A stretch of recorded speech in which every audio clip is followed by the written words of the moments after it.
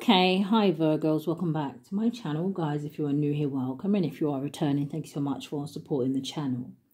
So Virgos, this is going to be a very short video, okay? Now, some of you was asking about the cards that I used yesterday, and I don't know, one or two of you were a little bit disappointed that I didn't read out the spells part. So what we're going to do today is just ask Spirit from the same deck, what are the three most powerful or spells that could help you at this time, okay? And then we'll read it all, and then we'll read out the spells as well. So this is not going to be for everyone. This is a general message. Just take the parts that resonate for you and leave the rest. Anybody interested in a personal reading, my information is always down below. Thanks to those who do reach out for those, and thanks to those who donate to the channel, and to those of you who do subscribe. It's very much appreciated. So I do hope that everybody is well, okay? So Spirit, give me 3 cards. What are 3 spells at this time that may help the Virgo, the collective? Show me. Oh, I just looked at that and it flew out anyway. Rebirth and rejuvenation. Okay, so it almost wanted to stop at water magic as well. So for some of you, this may be a very good time for you to do some sort of cleansing or some sort of spiritual bath, especially if you're trying to remove something from your life here, okay? But give me 2 more cards. Thank you. So we have joy and delight.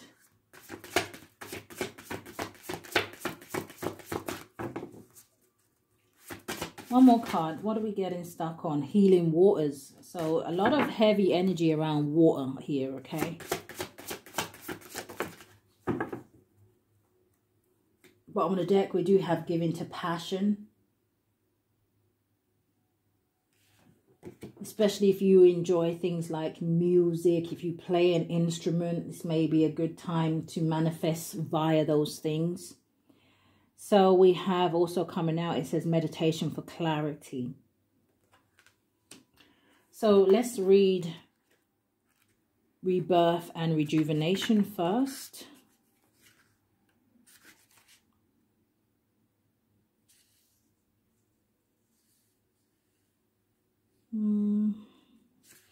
Okay, so it's interesting. It's a number 10, okay? So again, it's a good time for you to kind of close out certain chapters. Maybe you could do some sort of spell work around that, right? Helping you to take out those things that no longer serve you here. Because even just looking at these 2 cards, it makes me feel like some of you are going to feel a lot lighter here. So the rebirth and rejuvenation is a 94. Or the number 49 could be significant here. 94. I'm also hearing something about 64. So that could be significant. So it says, we are all born and someday we will all die. It says along the way, we recreate ourselves, either intentionally or through circumstances beyond our control. It says becoming far different from the children, teens, or young adults we once were.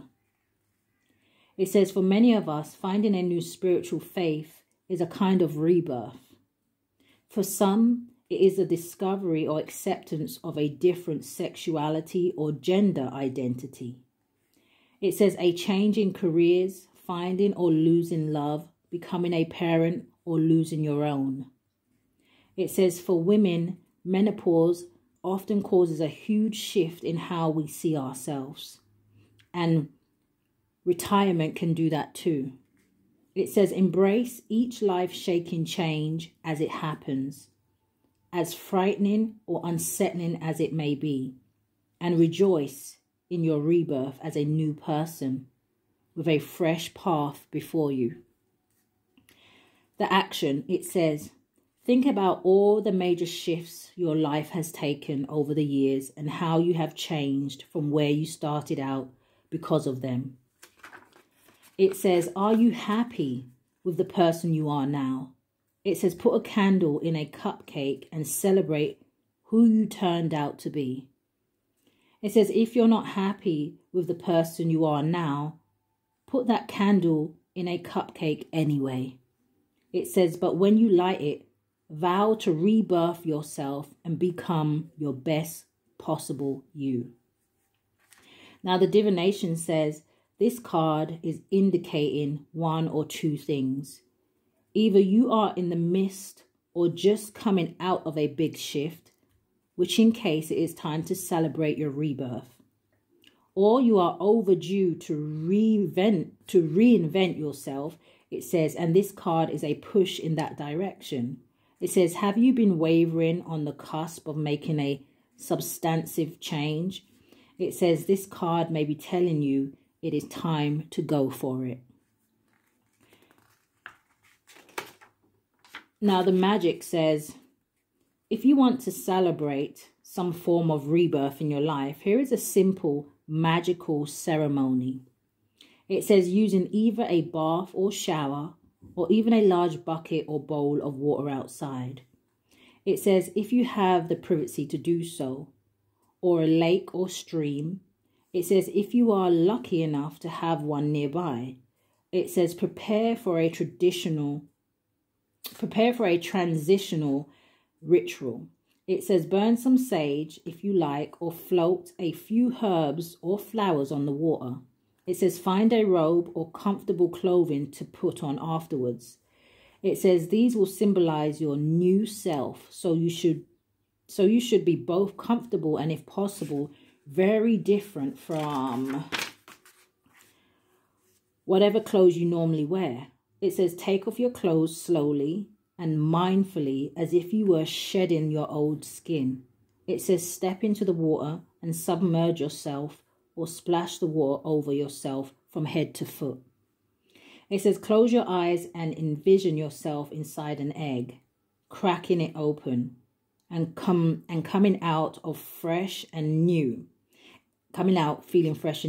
It says feel the water washing away your old self, and when you're ready to get out, it says dry yourself off, put on your different clothes. It says really feel how deep the change is. It says, and know that from this moment forward, you will never be the exact same person you were.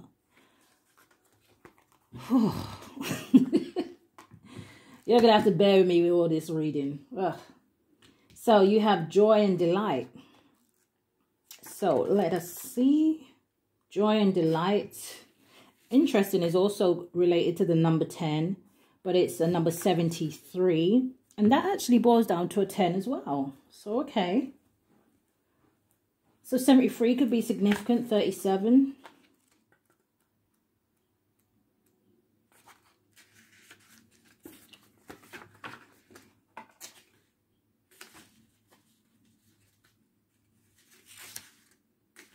Okay, so it says, I might skip after this one straight to the magic bit.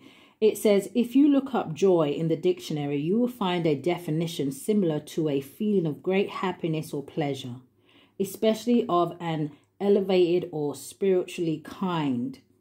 It says, in truth, joy means something a little bit different to everyone, but I think that we can all agree that it is a rare and wonderful thing. It says, life is full of sadness and stress, which makes those fleeting moments of joy even more important.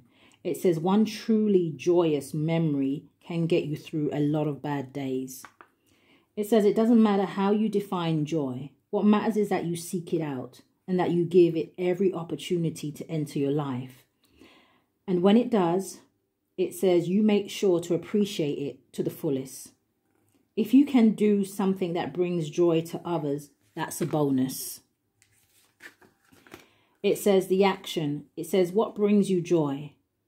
Is it spending time with friends or family, walking in the woods or by the ocean shore alone, dancing, singing, eating a fresh-baked cookie still hot from the oven?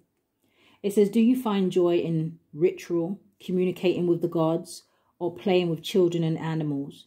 Who are so much better at embracing joy than many adults?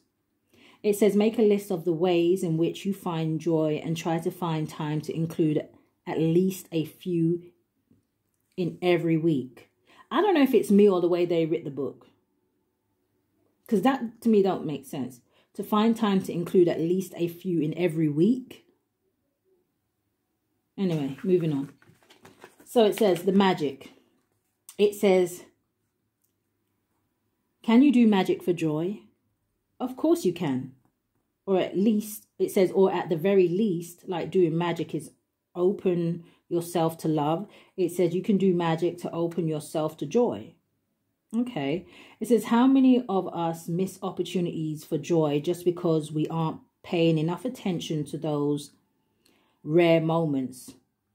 It says, this is a simple spell to invite joy into your life. Find a picture of something that represents joy to you. Whether it is the beach, it says, or a day at the Renaissance Fair. It says, if you can't find a picture, it is fine.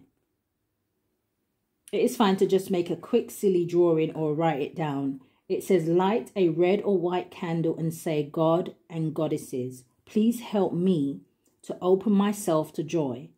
Remind me of how it feels to embrace those shining moments of pure happiness and send me joy to fill my days, brighten my nights. Help me to bring joy to others as they bring joy to me. So mote it be. And the last one, meditation for clarity. You can tell I was never the kid that stood up in class and said, I'll read it out loud, miss. Hell no. Meditation for peace. Oh, no, I'm looking for meditation for clarity. Here we go. So it is related to the number 3. And I feel like the 3 for me is giving me the energy of you being able to see the bigger picture, right? Almost like the 3 of Wands. 3 of Wands can talk about having foresight. But it's also connected to the number 40, which could be significant, or the number 4. Now, for some of you, you may be looking for some sort of clarity of what you should do when it comes to your stability, okay? Or maybe it's even a relationship for some of you, because it's giving me the 4 of Wands. So 40.